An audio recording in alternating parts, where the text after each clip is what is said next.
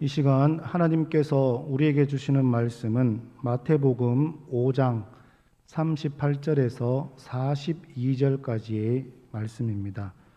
신약 성경 7면에 있습니다. 마태복음 5장 38절로 42절까지의 말씀을 제가 봉독해 드리겠습니다. 또 눈은 눈으로 이는 이로 갚으라 하였다는 것을 너희가 들었으나 나는 너희에게 이르노니 악한 자를 대적하지 말라. 누구든지 내 오른편 뺨을 치거든 왼편도 돌려대며 또 너를 고발하여 속옷을 가지고자 하는 자에게 겉옷까지도 가지게 하며 또 누구든지 너로 오리를 가게 하거든 그 사람과 심리를 동행하고 내게 구하는 자에게 주며 내게 꾸고자 하는 자에게 거절하지 말라. 아멘. 사랑하는 성도 여러분, 지난 한 주간도 주님 안에서 평안하셨습니까? 코로나 중에 어렵고 힘든 가운데 있지만은 하나님께서 우리 울산 호계교회를 믿음으로 하나님께서 잘 이끌어 주실 줄로 믿습니다. 성도들 삶의 모든 현장 가운데 하나님의 멋진 역사와 은혜와 승리가 함께 있기를 축복드립니다. 세상에는 참 많은 악한 사람들이 있습니다. 우리는 이 악한 사람에 대해서 어떻게 상대해야 되고 그들을 어떻게 우리가 응대해야 될까 하는 그 문제가 있습니다. 그러려면 우리는 이 악한 사람들의 특징에 대해서 잘 알 수 있어야 됩니다. 이 악한 사람들은 되게 양심이 없습니다. 사람을 죽여도 마음에 가책이 없고 그저 무덤덤한 경우가 많이 있습니다. 또 악한 사람들은 잘못을 고칠 생각을 별로 하지 않습니다.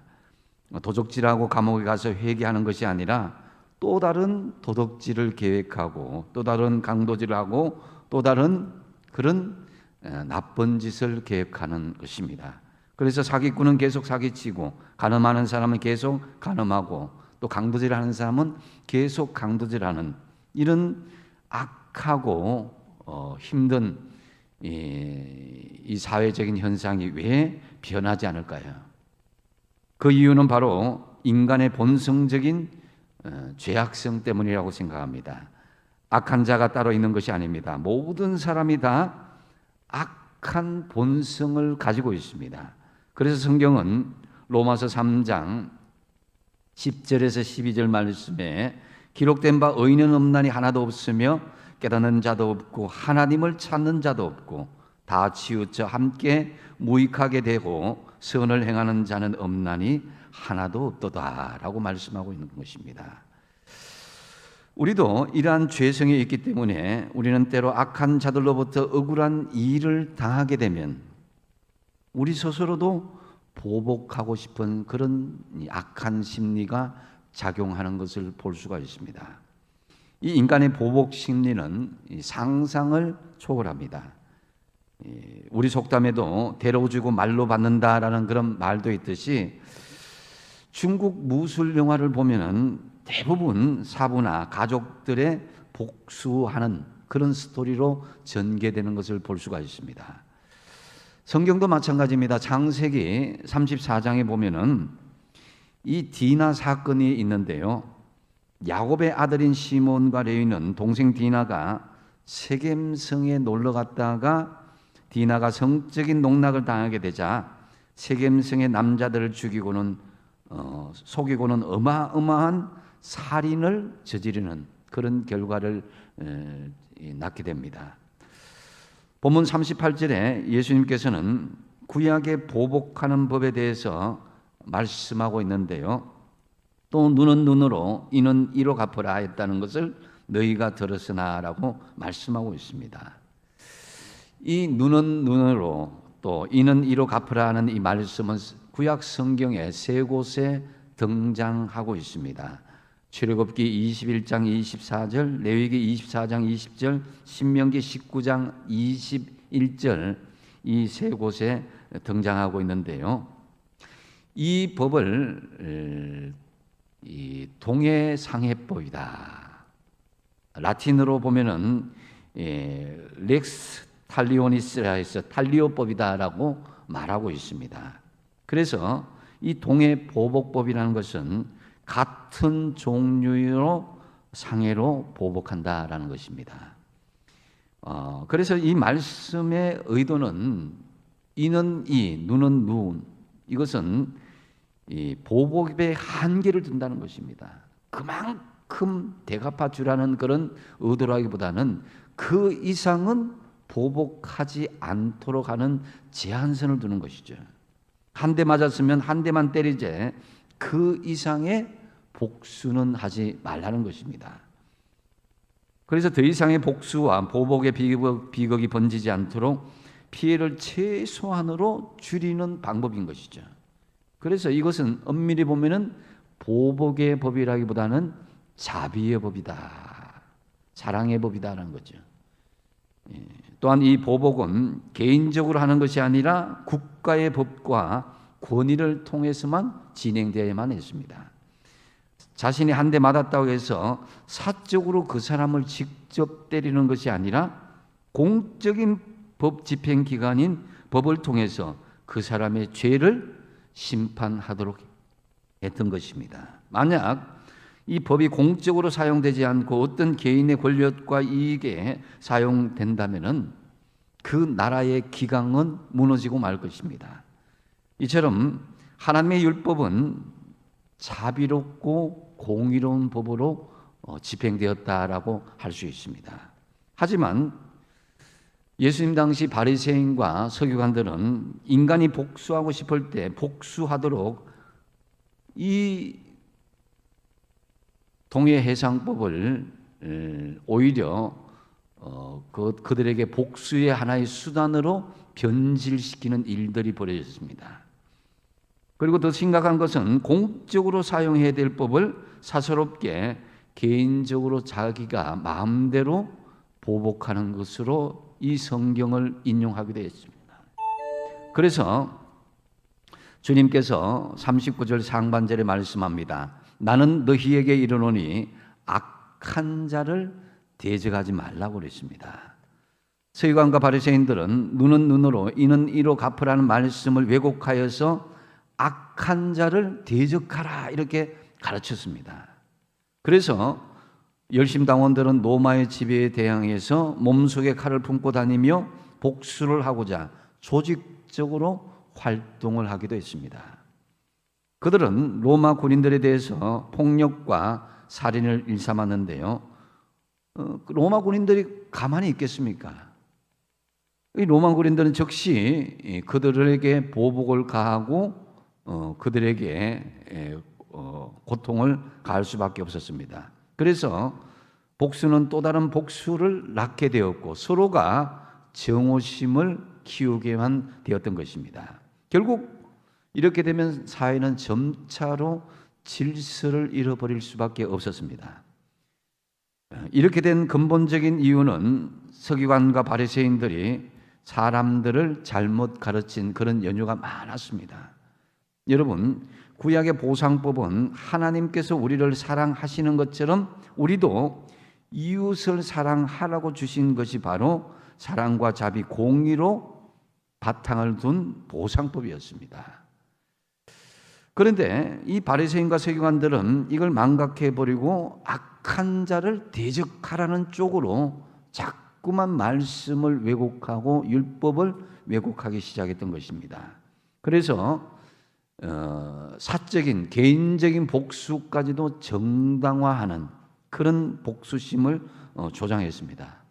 그런데 여러분, 성경 어디에도 이 원수를 미워하라 아니면 원수를 갚으라라는 그런 말씀은 없습니다. 오히려 신명기 32장 35절에 보면은 그들이 실족할 그때에 내가 보복하리라. 그들은 이스라엘을 이야기하고 나는 하나님을 이야기하는 거예요. 하나님께서 이스라엘이 실족하고 어려울 때에 하나님께서 보복하겠다는 거예요. 하나님께서 나서겠다는 거예요. 레위기 19장 18절에 보면은 원수를 갚지 말며 동포를 원망하지 말며 내 이웃 사랑하기를 내 자신과 같이 사랑하라. 나는 여호와니라. 그러니까 우리가 인간들이 해야 될 것은 복수가 아니라 사랑이라는 것을 구약 성경에도 말씀하고 있습니다. 또 잠언서 25장 21절 말씀에도 내 원수가 배고파 하거든 음식을 먹이고 목말라 하거든 물을 마시게 하라. 좀 더 적극적으로 그 사랑을 실천할 것을 구체적으로 말씀하고 있습니다. 이것을 볼 때 악한 자를 대적하라, 이것은 성경의 바른 가르침이 아닙니다. 원수까지라도 사랑하는 이것이 하나님께서 우리에게 바라시고 원하시는 것입니다. 그런데 바리새인과 서기관들은 이 상해 보상법을, 동해 보상법을 완전히 망각해서 사람들의 마음속에 사랑 대신 미움을 심어 주었던 것입니다. 용서 대신에 복수를 심었습니다. 그러니까 그 사회가 굉장히 악해질 수밖에 없었던 것입니다. 그래서 예수님께서는 서기관과 바리새인의 의로는 결단코 천국에 들어갈 수 없다라고 말씀하셨던 것입니다. 그렇다면 우리가 우리 입장에서 악한 자를 만난다면 우리가 어떻게 상대하고 응대해야 되겠습니까? 예수님께서는 과연 어떻게 말씀하시겠습니까? 먼저 우리 자존심에 상처를 주는 악한 자를 어떻게 응대할 것인가에 대해서 말씀합니다. 38절 하반절에 보면은 누구든지 내 오른편 뺨을 치거든 왼편도 돌려대며라고 말씀하고 있습니다. 여러분, 뺨을 맞아본 적이 있습니까? 아마 뺨을 맞아보고 기분 좋은 사람은 별로 없을 것입니다. 뺨을 치는 것은 1차적으로 내 몸을 손상시키는 동시에 우리의 자존심과 인격을 모독하는 행위입니다. 본문을 자세히 살펴보면은 누구든지 내 오른편 뺨을 치거든 그랬거든요. 그런데 오른손잡이가 상대방의 뺨을 치면은 왼뺨을 맞습니다. 그러면 오른편 뺨을 친다는 것은 바로 상대방의 손등을 가지고 상대방의 오른편 뺨을 치게 되는 것입니다. 이것은 극도의 상대방의 자존심에 상처를 주고 명예를 훼손하는 행위입니다. 오른손을 치는 것보다도 이렇게 치는 게 훨씬 사람들의 마음에 자존심에 상처를 주게 된다는 거죠. 이럴 때 주님께서 뭐라고 말씀하십니까? 왼편도 돌려대며라고 말씀하고 있습니다. 오른편 뺨에 상한 자존심을 움켜쥐지 말고 남은 왼편 자존심까지 다 내어놓으라고 말씀합니다. 상대방이 오른편 뺨을 때리면 나도 오른편 뺨을 때리고 상대방이 왼뺨을 때리면 나도 왼뺨을 때린다면 그것은 끝이 없다는 것이죠. 오른뺨을 때리면 나도 때리는 것이 아니라 그냥 왼뺨을 때리라고 내버려 두라는 것입니다. 그러면 그 싸움은 그치게 된다는 것이죠. 그래서 여러분의 자존심을 주님께 맡기시기 바랍니다. 주님처럼 참고 인내한다면은 상대방도 감동하고 변화하여서 그 자존심이 사랑으로 돌아올 것이다라는 거죠. 그것이 믿음인 것입니다. 자존심 상하는 일에 끝까지 인내함으로 사랑으로 품어주고자 하는 것은 상대방의 분노와 비열함에 말려들지 않을 뿐만 아니라 하나님을 신뢰하는 믿음의 자세인 것입니다. 그것이 바로 예수님의 법이기도 하고요. 이사야서 50장 6절 말씀에 나를 때리는 자들에게 내 등을 맡기며 나의 수염을 뽑는 자들에게 나의 뺨을 맡기며 모욕과 침뱉음을 당하여도 내 얼굴을 가리지 아니하였느니라고 말씀합니다. 이것이 오른뺨을 때리면은 왼뺨을 내밀라는 말씀과 일치하는 내용입니다. 이사야서 50장 7절 8절 말씀에 이어서 보면은 주 여호와께서 나를 도우심으로 내가 부끄러워하지 아니하고 내 얼굴을 부싯돌같이 굳게 하였으므로 내가 수치를 당하지 아니할 줄 아노라 그랬습니다. 하나님께서 나를 도와주심으로 나는 부끄러워하지 아니하고 내 얼굴을 단단한 부싯돌처럼 흔들리지 않고 굳게 하셨으므로 내가 수치를 당하지 않는다. 하나님이 도와주시는데 내가 자존심이 상하겠습니까? 하나님이 나의 자존심을 막아주시는데 내가 얼굴에 혈기를 내고 분통함을 표현할 수 있겠냐 이거예요. 하나님께서 나를 도와주시고 지켜주시고 바라보시는데 나는 부끄러워하지 않겠습니다. 이러한 모습이 저와 여러분의 모습이 되시기 바랍니다. 베드로전서 2장 23절 말씀에도 욕을 당하시되 맞대어 욕하지 아니하시고 고난을 당하시되 위협하지 아니하시고 오직 공의로 심판하신 이에게 부탁하셨다고 그랬습니다.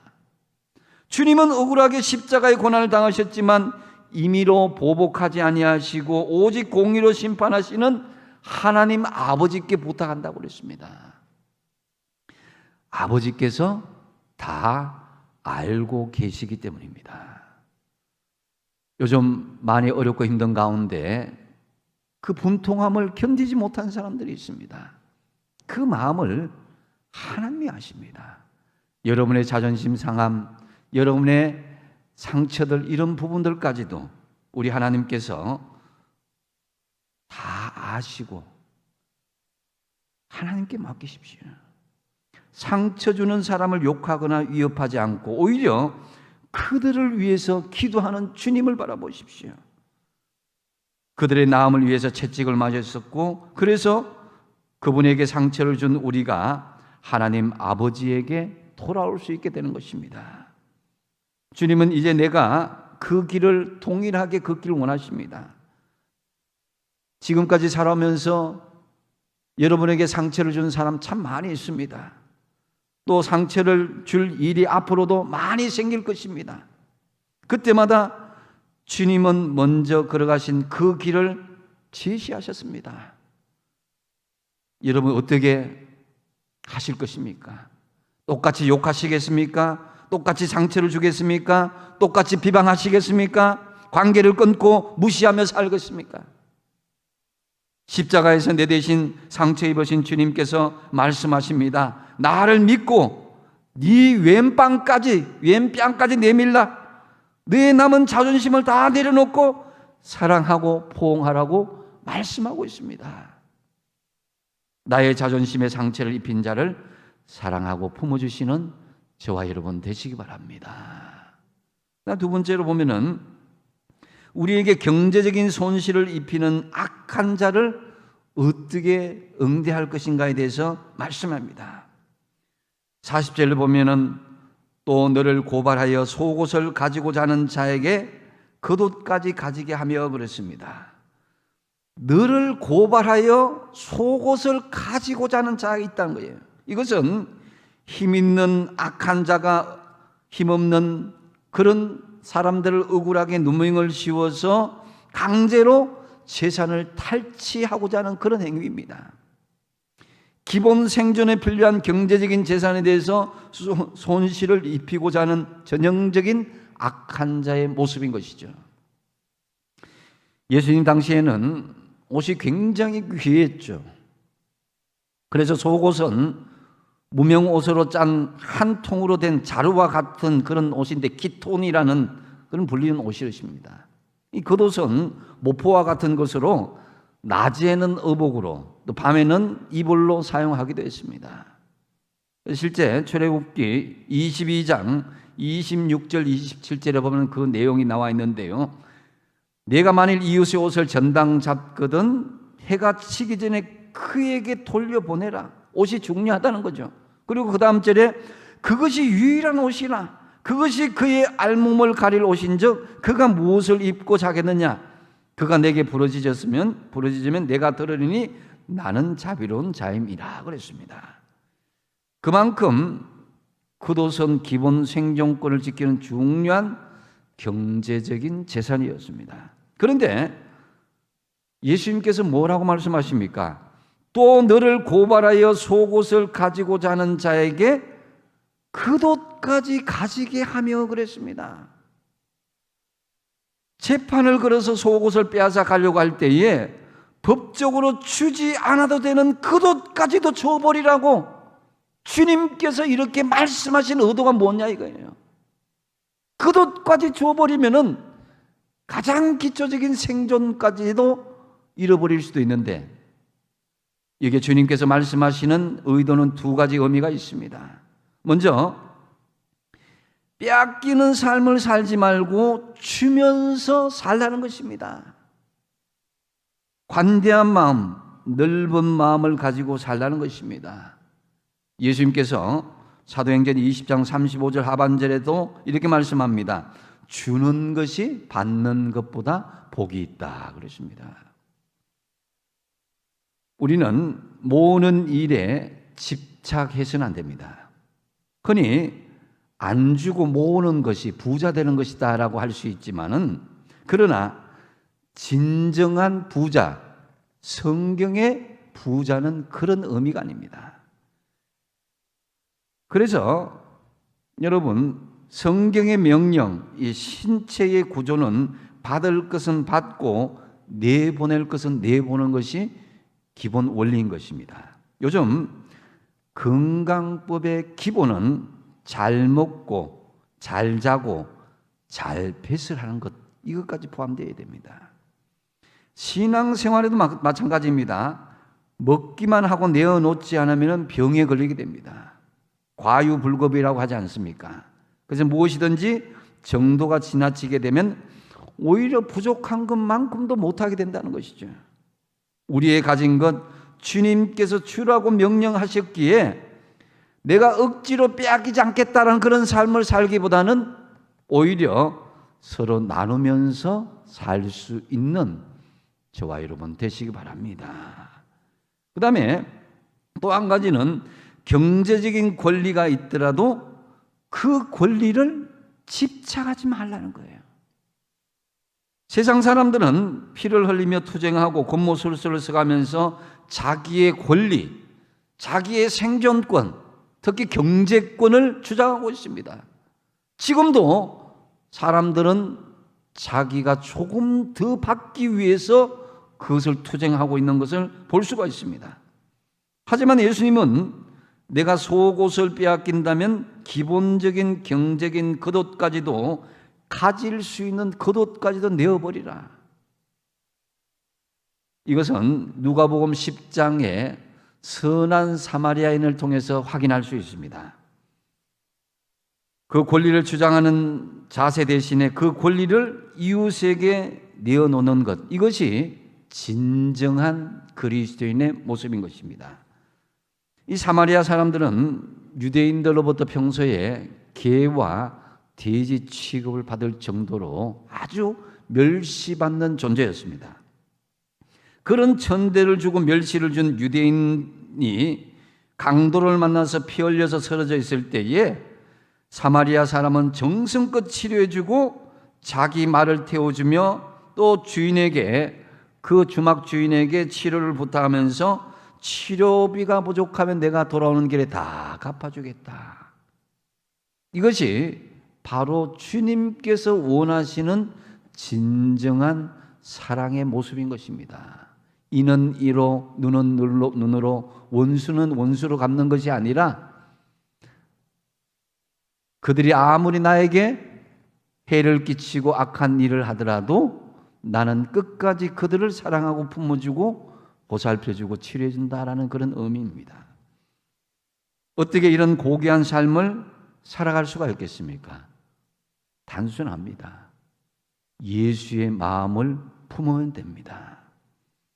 빌립보서 2장 5절에서 8절 말씀 같이 한번 천천히 읽어보겠습니다. 시작. 너희 안에 이 마음을 품으라. 곧 그리스도 예수의 마음이니 그는 근본 하나님의 본체시나 하나님과 동등됨을 취할 것으로 여기지 아니하시고 오히려 자기를 비워 종의 형체를 가지사 사람들과 같이 되셨고 사람의 모양으로 나타나사 자기를 낮추시고 죽기까지 복종하셨으니 곧 십자가에 죽으심이라. 할렐루야. 예수의 마음을 품으시면 되는 것입니다. 여러분, 예수님께서 만약에 자기 권리만 주장했다면 우리는 어떻게 했겠습니까? 내가 하나님이고 내가 하나님의 아들이고 내가 권능을 행하고 이런 것을 주장했다면 인간 되기를 거부하고 십자가 지는 일을 거부했다면 우리의 구원이 어떻게 이루어질 수가 있었겠습니까? 예수님은 하늘에 있는 권세와 땅에 있는 권세를 한 몸에 가지신 분인데 그 권리를 사용하지 않으셨습니다. 오히려 예수님은 손해보고 핍박을 받고 권리를 포기했으며 나아가 적극적으로 십자가의 사랑으로 용서하고 화해하는 중재자가 되신 것입니다. 여러분, 권리만을 주장하는 태도를 버리시기 바랍니다. 속옷을 달라면 겉옷까지 내어주는 그런 마음으로 살아가십시오. 이제 다음 주가 되면은 설날이 되어집니다. 형제들끼리 모이면은 부모 모시는 문제와 재산 문제로 권리를 주장하다가 다투는 경우가 적지 않게 있습니다. 이럴 때에 예수 잘 믿는 여러분이 먼저 그 권리를 내어놓아 보십시오. 의외의 좋은 결과, 합력하여 선을 이루는 결과가 나타나게 될 것입니다. 그것이 믿음입니다. 속옷뿐만 아니라 겉옷을 내어주라. 그러면 죽습니다. 그런데도 왜 겉옷까지 내어놓으라고 말씀하신 것입니까? 그것은 바로 하나님께서 우리를 책임져 주신다는 것입니다. 하나님께서 책임져 주신 것을 내가 믿는다는 것입니다. 당장은 우리가 겉옷을 빼앗기는 경제적인 손실로 인해서 고통스럽고 수치스러운 세월을 보낼 수 있지만 하나님께서는 궁극적으로 그 승리를 우리에게 안겨주실 것을 믿는 것, 이것이 우리 주님께서 바라는 진정한 하나님의 사랑이고 이웃 사랑의 모습으로 나타날 수 있는 것입니다. 그래서 끝내 우리가 모든 것을 내어줄지라도 하나님께서 모든 것을 안겨주실지란 그런 믿음으로 살아가시기를 간절히 축복드립니다. 세 번째로, 우리의 자유를 억압하는 그 악한 자를 우리가 어떻게 응대할 것인가라는 문제를 제기합니다. 41절에 보면은 또 누구든지 너로 억지로 오리를 가게 하거든 그 사람과 심리를 동행하게 하라고 말씀합니다. 예수님 당시에는 억지로 가게 하는 법이 있었습니다. 로마의 군인들은 군수물자를 운반하기 위해서 피지배국의 사람들에게 강제 부역을 시킬 수가 있었습니다. 오리에 해당되는 거리만큼은 임의로 동행할 수 있었고 그 이상은 어느 정도의 대가를 지불하도록 했습니다. 실제 예수님께서 무거운 십자가를 지시고 골고다 언덕길로 올라가실 때에 로마의 군병들은 고려내는 사람 시몬을 억지로 예수님 대신 십자가를 지게 했던 것입니다. 바로 그 법에 의해서 강제로 지게 한 것이죠. 예수님은 본문에서 뭐라고 말씀하십니까? 누가 억지로 오리를 가게 하거들랑 그것 때문에 괴로워하지 말고 기꺼이 심리까지 가주라. 관용하는 마음을 가지라는 뜻입니다. 이 경우에 사람들이 법을 이용하여서 강제로 노동을 시키면서 일을 하게 하므로 인간의 자유와 인권을 박탈하는 경우입니다. 당시 로마의 법으로는 백성을 강제로 징용하여서 실리점 끌고 가서는 이 불황민과 교대할 수 있는 그런 일들이 많았다고 합니다. 그러니까 이 법은 로마인들에게 속한 것이 아니라 속국에 있는 피지배층의 이 백성들에만 해당되는 법이었습니다. 여러분, 일제시대의 우리 어르신들의 말씀을 들어보면 굉장히 수치스럽고 자유를 박탈하는 그런 일을 당했을 때에 모욕스럽다고 그런 일들 많이 들었습니다. 마찬가지로 자기가 가고 싶지 않은데, 자기가 하고 싶지 않은데 억지로 가게 하고 억지로 하게 한다면은 그 자유를 박탈하는 그 지옥감과 수치감은 얼마나 크겠냐 이거예요. 그런데 주님은 누구든지 너로 억지로 오리를 가게 하거든 그 사람과 심리를 더 가라는 거예요. 심리를 가라는 거예요. 우리가 생각할 때는 도무지 이해가 되지 않는 것이지만 이것이 예수님의 정신이요 기독교의 본질인 것입니다. 표면적으로 볼 때는 이 강자에게 보이는 비굴한 약자의 태도인 것 같지만은 주님께서 말씀하시는 의도는 강자의 태도입니다. 왜냐? 적은 것을 희생하고 눈에 보이는 이 땅에 우리 자신의 하늘의 미랄이 되는 것, 하늘의 미랄이 되는 것을 희생하고 더 귀하고 크고 영원한 것, 생명과 하늘나라를 보장받기 때문이라는 것입니다. 할렐루야. 여러분의 작은 한 씨앗이, 한 희생이, 하나의 헌신이 많은 열매를 맺는 그런 역사가 일어날 수 있는 시작점이 될 수 있다는 거예요. 신앙에도 여러분 참으로 소탐대실 하지 말아야 됩니다. 작은 것을 욕심내다가 큰 것을 잃어버릴 수 있는 것입니다. 오히려 작은 것을 희생하고 큰 하나님의 축복과 하늘의 영광을 받으시는 저와 여러분 되시길 간절히 축복드립니다. 그래서 우리의 기본적인 자유를 억압하는 자들에게 어떻게 하라고요?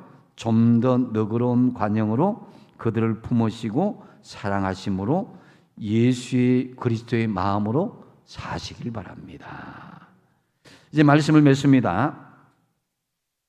우리는 살아가면서 이모저모로 악한 자들로부터 자존심의 상처를 입기도 하고 경제적인 손실을 입기도 하고 우리의 자유를 억압당하기도 합니다. 이러한 때에 성도는 어떤 자세를 가져야 될 것인가? 오늘 본문 42절이 결론의 말씀입니다. 한번 42절 말씀을 한번 읽어보겠습니다. 시작. 내게 구하는 자에게 주며 내게 꾸고자 하는 자에게 거절하지 말라. 아멘. 이것은 다 내어주라는 것입니다. 이 말씀의 의미는 더 한 단계 나아가면은 악을 악으로 이기는 것이 아니라 선으로 악을 이기라는 말씀입니다. 세상은 보복으로 복수심으로 가득 차 있습니다. 이 악한 세상을 이기고 승리하는 길은 똑같이 보복하고 악을 행하는 것이 아니라 우리가 희생하고 악을 선으로 갚아주는 것입니다. 그래야 멈출 수가 있습니다. 예수님은 마태복음 5장 16절 하반절에 너희 착한 행실을 보고 하늘에 계신 너희 아버지께 어떻게 하라고요? 영광을 돌리게 하라 그랬습니다. 하나님께서 우리의 모든 삶의 모습을 지켜보실 것입니다. 바울은 로마서 12장 17절 말씀에 아무에게도 악을 악으로 갚지 말고 모든 사람 앞에서 선한 일을 도모하라고 구체적으로 말씀하고 있습니다.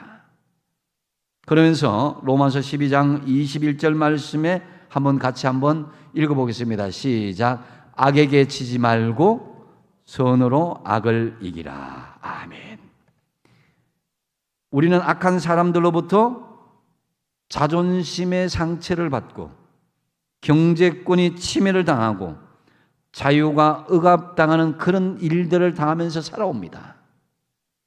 이제 어떻게 이 악한 세상을 상대하고 이 악한 사람들을 응대해야 되겠습니까?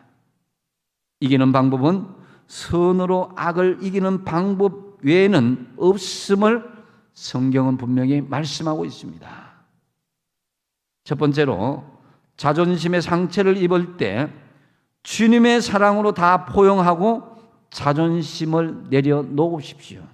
두 번째로 억울하게 경제적인 손실을 입을 때에 빼앗기지 말고 먼저 주어버리십시오.